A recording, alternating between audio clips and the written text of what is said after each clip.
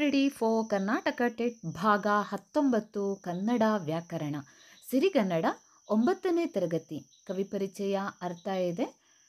ಹೇಮಂತ S V Parameshwara ಭಟ್ಟರವರು ಬರೆದಂಥದ್ದು. 1914 February 8ರಂದು ಚಿಕ್ಕಮಗಳೂರು ಜಿಲ್ಲೆಯ ಶೃಂಗೇರಿಯಲ್ಲಿ ಹುಟ್ಟಿದ ಎಸ್ ವಿ ಪರಮೇಶ್ವರ ಭಟ್ಟರು ಮೈಸೂರು ಮತ್ತು ಮಂಗಳೂರು ವಿಶ್ವವಿದ್ಯಾನಿಲಯದಲ್ಲಿ ಕನ್ನಡ ಪ್ರಾಧ್ಯಾಪಕರಾಗಿ ಸೇವೆ ಸಲ್ಲಿಸುತ್ತಾರೆ. ಇವರ ಹೇಮಂತ ಕವಿತೆಯನ್ನು ಗಗನಚುಕ್ಕಿ ಕವನ ಸಂಕಲನದಿಂದ ಆರಿಸಿಕೊಳ್ಳಲಾಗಿದೆ.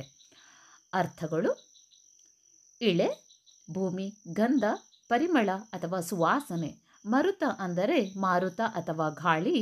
ಚಿಂಗುಡಿ ಅಂದರೆ ಚಿಗುರುಳೆ ಅಥವಾ ಕೆಂಪಾದ ಚಿಗುರುಳೆ ಎಂಬ ಕೆಂಪು ಪತಾಕೆ. ವರೂತ ಅಂದರೆ ರಥ ಅಥವಾ ತೇರು. ಮೊಗ ಅಂದರೆ ಮುಖ. ಜವಣಿಕೆ ಅಂದರೆ ಮುಖದ ಪದರದೆ. ಕಾನನದ ಹಕ್ಕಿ ಅಂದರೆ ಕಾಡು ಹಕ್ಕಿ. ನೀರವ ಅಂದರೆ ಮೌನ. ತತ್ವಪದಗಳು. ಬರೆದವರು ಶಿಶುನಾಳ ಶರೀಫ. ಕಡಗೋಳ ಮಡಿವಾಳಪ್ಪರವರು ಕಲಬುರಗಿ ಜಿಲ್ಲೆಯ ಅಜಫಲಪುರ ತಾಲೂಕಿನ ಬಿದನೂರು ಗ್ರಾಮದಲ್ಲಿ ಜನಿಸಿದವರು. ಇವರ ತಾಯಿ ಗಂಗಮ್ಮ, ತಂದೆ ವಿರೂಪಾಕ್ಷ. ಇವರು ಕಲಬುರಗಿ ಶ್ರೀಶವರ್ಣರ ಬಸವೇಶ್ವರ ನಿರ್ದೇಶನದಂತೆ ಕಲಕೇರಿ ಮರುಳಾರ್ಯದಿಂದ ಲಿಂಗ ದೀಕ್ಷೆಯನ್ನು ಪಡೆದಿರುತ್ತಾರೆ. ಅಷ್ಟೇ ಅಲ್ಲದೆ ಮುಂದೆ ಇನ್ನೊಬ್ಬರು ಶಿಶುನಾಳ ಶರೀಫ ತತ್ವಪದ ರಚನಕಾರ. ಇವರು ಹಾವೇರಿ ಜಿಲ್ಲೆಯ ಶಿಗ್ಗಾಂವಿ ತಾಲೂಕಿನ ಶಿಶುನಾಳದವರು. ಇವರ ಬಗ್ಗೆ ಒಂದು ಸ್ವಲ್ಪ ಸ್ಟಾಪ್ ಮಾಡಿ ಅವರ ಬಗ್ಗೆ ಡೀಟೇಲ್ ಆಗಿ ಒಂಚೂರು ತಿಳ್ಕೊಳ್ಳಿ, ತುಂಬ ಇಂಪಾರ್ಟೆಂಟ್.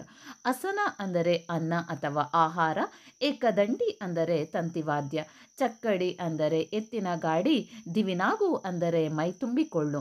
ಪತ್ರೆ ಅಂದರೆ ಎಲೆ, ಬಿಲ್ವಪತ್ರೆ ಅಥವಾ ಪೂಜೆಗೆ ಉಪಯೋಗಿಸುವಂತಹ ಪುಷ್ಪಗಳನ್ನು ಕೂಡ ಪತ್ರೆ ಎನ್ನಲಾಗುತ್ತದೆ. ಕೂರಿಗೆ ಅಂದರೆ ಬೀಜ ಬಿತ್ತುವ ಸಾಧನ. ದಂಡಿಗೆ ಅಂದರೆ ಪಲ್ಲಕ್ಕಿ ಹೊರುವ ಕೋಲು. ಬಹುಪಾಡ ಅಂದರೆ ಬಹಳ ಕಷ್ಟ. ಮರ ಅಥವಾ ಮೊರ ಅಂದರೆ ಕೇರುವ ಸಾಧನ ಅಥವಾ ಗೆರಸೆ. ಮುಂದೆ ಟಿಪ್ಪಣಿಗಳು ಇಂಪಾರ್ಟೆಂಟ್. ತತ್ವಪದ ಎಂದರೆ ಪರಮಾತ್ಮನ ಸ್ವರೂಪವೇ ಆಗಿರುವ ಆತ್ಮನ ಕುರಿತು ತಾತ್ವಿಕ ಪದ್ಯವೇ ತತ್ವಪದ. ತಾತ್ವಿಕತೆಯನ್ನು ಸಹಜ ನೆಲೆಯಲ್ಲಿ ಭಾವಸಂಬಂಧಿ ರೀತಿಯ ಅಲಂಕಾರ ರೂಪದಿಂದ ಕಟ್ಟಿಕೊಂಡಿರುವ ಸಾಹಿತ್ಯ ಪ್ರಕಾರ ಭಕ್ತಿಯ ನೆಲೆಯಲ್ಲಿ ಸತ್ಯ ಸತ್ಕಾರವನ್ನು ಸಮನ್ವಯಿಸುವುದೇ ಇದು. ನಿನ್ನ ಮುತ್ತಿನ ಸತ್ತಿಗೆಯ ನಿತ್ತು ಸಲಹು. ಬರೆದವರು ರಾಘವಾಂಕ. ತುಂಬ ಇಂಪಾರ್ಟೆಂಟು, ಒಂದು ಸ್ವಲ್ಪ ನೋಡ್ಕೊಳ್ಳಿ. ರಾಘವಾಂಕ ನಡುಗನ್ನಡದ ಅಗ್ರಮಾನ್ಯ ಕವಿಗಳಲ್ಲಿ ಒಬ್ಬ. ಹಂಪಿ ಕ್ಷೇತ್ರದವನು. ಪಂಪಾಪತಿ ವಿರೂಪಾಕ್ಷ ಪರಮಭಕ್ತ. ರಗಳ ಕವಿ ಎಂದೆನಿಸಿದ ಹರಿಹರನ ಸೋದರಳಿಯ ಮತ್ತು ಶಿಷ್ಯ. ವಿರೂಪಾಕ್ಷನ ಪರಮಭಕ್ತ. ಹರಿಶ್ಚಂದ್ರ ಕಾವ್ಯ ಸುಮಾರು ಕಾವ್ಯಗಳನ್ನು ಬರೆದಿದ್ದಾರೆ.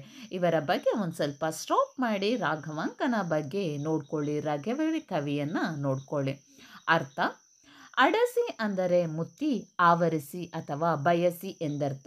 ಅನಿಮಿತ್ತ ಅಂದರೆ ಕಾರಣವಿಲ್ಲದೆ ಎಂದರ್ಥ. ಅವಣಿ ಅಂದರೆ ಭೂಮಿ. ಎಕ್ಕಲ ಅಂದರೆ ಹಂದಿ. ಕಡವರ ಅಂದರೆ ಚಿನ್ನ ಅಥವಾ ನಿಧಿ. ಡಗೆ ಅಂದರೆ ಸೆಖಿ. ಪರಿಭವ ಅಂದರೆ ತಿರಸ್ಕಾರ ಅಥವಾ ಸೋಲು. ಮಜಾ ಅಂದರೆ ಕೊಂಡಾಡದ ಒಂದು ಮಾತು.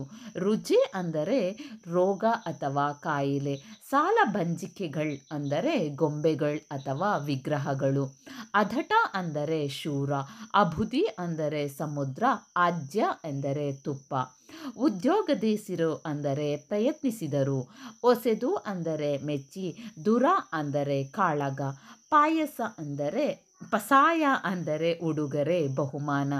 ಮೂಜಗ ಅಂದರೆ ಮೂರು ಲೋಗ. ಸತ್ತಿಗೆ ಅಂದರೆ ಛತ್ರಿ. ಇದನ್ನೊಂದು ಸ್ವಲ್ಪ ನೋಡ್ಕೊಳ್ಳಿ. ಮುಂದೆ ಕನ್ನಡ ನಾಡು ನುಡಿ. ಶ್ರೀ ವಿಜಯ, ನಯಸೇನ, ನೇಮಿಚಂದ್ರ, ಮಹಾಲಿಂಗರಂಗ ಮತ್ತು ಆಂಡಯ್ಯರವರು ಬರೆದಿದ್ದು. ಮೊದಲಿಗೆ ಶ್ರೀ ವಿಜಯನ ಬಗ್ಗೆ ನೋಡ್ತಾ ಹೋಗೋಣ. ಶ್ರೀ ವಿಜಯನು ಸುಮಾರು 9ನೇ ಶತಮಾನದಲ್ಲಿ ರಾಷ್ಟ್ರಕೂಟ ಚಕ್ರವರ್ತಿ ಅಮೋಘ ವರ್ಷ ನೃಪತುಂಗನ ಆಸ್ಥಾನದಲ್ಲಿದ್ದವನು. ಇವತ್ತನು ಕವಿರಾಜಮಾರ್ಗ ಎಂಬ ಲಾಲಾಕ್ಷಣ ಗ್ರಂಥವನ್ನು ರಚಿಸಿದ್ದಾನೆ. ಇದನ್ನು ನೋಡ್ಕೊಳ್ಳಿ. ಉಪಲಬ್ಧವಾಗಿರುವ ಮೊಟ್ಟ ಮೊದಲ ಕೃತಿಯಾಗಿದೆ. ನಯಸೇನ ಅಂದರೆ ನಯಸೇನನು ಧಾರವಾಡ ಜಿಲ್ಲೆಯ ಮುಳಗುಂದದಲ್ಲಿ ಜನಿಸಿದವನು. ಈತನು ಧರ್ಮಾಮೃತ ಎಂಬ ಚಂಪು ಕಾವ್ಯ ಕೃತಿಯನ್ನು ರಚಿಸಿದ್ದಾನೆ. ಕನ್ನಡದಲ್ಲಿ ಕಾವ್ಯ ರಚನೆಯ ಸಮಯದಲ್ಲಿ ಸಂಸ್ಕೃತ ಶಬ್ದಗಳನ್ನು ಸೇರಿಸುವ ಬಗ್ಗೆ ನಯಸೇನನು ಆಕ್ಷೇಪವನ್ನು ವ್ಯಕ್ತಪಡಿಸುತ್ತಾನೆ. ಮುಂದೆ ನೇಮಿಚಂದ್ರನು ಸುಮಾರು 12ನೇ ಶತಮಾನದಲ್ಲಿ ಜೀವಿಸಿದ್ದನು. ಈತನು ಲೀಲಾವತಿ ಪ್ರಬಂಧ ಮತ್ತು ಅರ್ಧನೇಮಿ ಪುರಾಣ ಎಂಬ ಪ್ರಸಿದ್ಧ ಕಾವ್ಯಗಳನ್ನು ರಚಿಸಿದ್ದಾನೆ. ಈತನ ಕವಿಗಳ ಕಾವ್ಯಶಕ್ತಿಯ ಹೆಗ್ಗಳಿಕೆಯನ್ನು ರಚಿಸಿದ್ದಾನೆ. ಮುಂದೆ ಮಹಾಲಿಂಗಗರಂಗನು 17ನೇ ಶತಮಾನದಲ್ಲಿ ಜನಿಸಿದ್ದನು. ಈತನು ಅನುಭವಾಮೃತ ಎಂಬ ಕೃತಿಯನ್ನು ರಚಿಸಿದ್ದಾನೆ. ಈತನ ಆರಾಧ್ಯ ದೈವ ಶ್ರೀಶೈಲ ಮಲ್ಲಿಕಾರ್ಜುನ. ಇದನ್ನು ನೋಡ್ತಾ ಹೋಗಿ. ಮುಂದೆ ಪದಗಳ ಅರ್ಥ ಒಂದು ಸ್ವಲ್ಪ ಇಂಪಾರ್ಟೆಂಟ್ ನೋಡ್ತಾ ಹೋಗಿ. ಅರಿದು ಅಂದರೆ ತಿಳಿದು, ಚದುರ ಅಂದರೆ ಚತುರ ಅಥವಾ ಜ್ಞಾನ, ಪರಿಣಿತ ಅಂದರೆ ತಜ್ಞ, ಘೃತ ಅಂದರೆ ತುಪ್ಪ, ಬೆರೆಸು ಅಂದರೆ ಕೂಡಿಸು, ಅಗ್ಗಳ ಅಂದರೆ ಶ್ರೇಯ, ಕಡಲು ಅಂದರೆ ಸಮುದ್ರ, ಮುಗಿಲು ಅಂದರೆ ಆಕಾಶ, ಹರ ಅಂದರೆ ಶಿವ, ಉಷ್ಣ ಅಂದರೆ ಶಾಖ, ಲಲಿತ ಅಂದರೆ ಸುಂದರ, ಆರಯ ಅಂದರೆ ಪಾಲನೆ, ಪದ ಅಂದರೆ ಕ್ರಮ, ಮತಿಗಳು ಅಂದರೆ ಪ್ರತಿಭಾವಂತರು, ತೈಲ ಅಂದರೆ ಎಣ್ಣೆ, ಸಕ್ಕದ ಅಂದರೆ ತದ್ಭವ, ಸಂಸ್ಕೃತ ಅಂದರೆ ತತ್ಸಮ, ಕಟ್ಟುಗೆ ಅಂದರೆ ಸೇತುವೆ, ನರ ಅಂದರೆ ಅರ್ಜುನ, ವಾಮನ ಅಂದರೆ ಕುಬ್ಜ, ವಿಷ್ಣುವಿನ ಅವತಾರಗಳೊಂದು, ಮೋಕ್ಷ ಅಂದರೆ ಮುಕ್ತಿ ಸಿಗುವಂಥದ್ದು ಅಥವಾ ಮುಕ್ತಿ ದೊರೆಯುವಂಥದ್ದು. ನನ್ನಾಸೆ ಬರೆದವರು ಇಂದುಮತಿ ಲಮಾಣಿಯವರು. ಇದರ ಬಗ್ಗೆ ಒಂದು ಸ್ವಲ್ಪ ನೋಡ್ತಾ ಹೋಗೋಣ ಬನ್ನಿ.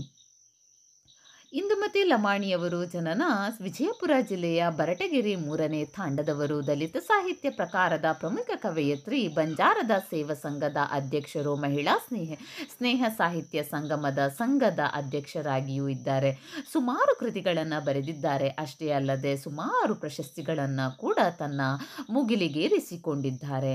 ಮುಂದೆ ಉರಿದ ಬದುಕು ಅಂತ ಬರೆದವರು ಶಾಂತರಸರ ಬಗ್ಗೆ ಒಂದು ಸ್ವಲ್ಪ ನೋಡ್ತಾ ಹೋಗೋಣ ಬನ್ನಿ. ಶಾಂತರಸ ಅವರು 1924ರಲ್ಲಿ ರಾಯಚೂರು ಜಿಲ್ಲೆಯ ಹತ್ತಿರದ ಹೆಬ್ಬಾಳಾಳಿಯಲ್ಲಿ ಜನಿಸಿದರು. ಶಿಕ್ಷಕರಾಗಿ ಪದವಿ ಪೂರ್ವ ಕಾಲೇಜಿನ ಪ್ರಾಂಶುಕರಾಗಿ ಕೂಡ ಸೇವೆ ಸಲ್ಲಿಸಿದ್ದಾರೆ. ಇವರು ಕನ್ನಡ ಸಾಹಿತ್ಯ ಸಮ್ಮೇಳನ ಅಧ್ಯಕ್ಷರಾಗಿದ್ದರು ಕೂಡ. ಗುಣಸಾಗರಿ ಶಂಡರಿಬಾಯಿ ಬರೆದವರು ಜಯಮಾಲ. ಇವರ ಬಗ್ಗೆ ನೋಡ್ತಾ ಹೋಗೋಣ. ಜಯಮಾಲ ಅಂತ ಹೇಳುವಂಥವರು ಕನ್ನಡ ಚಿತ್ರ ನಟಿ ಜಯಮಾಲ ದಕ್ಷಿಣ ಕನ್ನಡ ಜಿಲ್ಲೆಯ ಪಣಂಬೂರಿನಲ್ಲಿ ಜನಿಸಿದರು. ಕನ್ನಡ ರಾಜ್ಯ ನಿರಾಶ್ರಿತ ಮಹಿಳೆಯರ ಪುನರ್ವಸತಿ ಆಡಳಿತ ವ್ಯವಸ್ಥೆಯ ಒಂದು ಅಧ್ಯಯನ ಈ ವಿಷಯದಡಿ PhD ಪದವಿಯನ್ನು ಕೂಡ ಪಡೆದಿದ್ದಾರೆ. ಅಷ್ಟೇ ಅಲ್ಲದೆ ಸುಮಾರು ಪ್ರಶಸ್ತಿಗಳನ್ನು ಕೂಡ ತಮ್ಮ ಅತ್ಯುತ್ತಮ ನಟಿ ಎನ್ನುವ ಪ್ರಶಸ್ತಿಗಳನ್ನು ಕೂಡ ತಮ್ಮ ಮುಡಿಗೇರಿಸಿಕೊಂಡಿದ್ದಾರೆ. Thank you for watching. Please subscribe my YouTube channel ಟೆಡ್ ಶ್ರುತಿ ಪೇರಾಲ್. Thank you.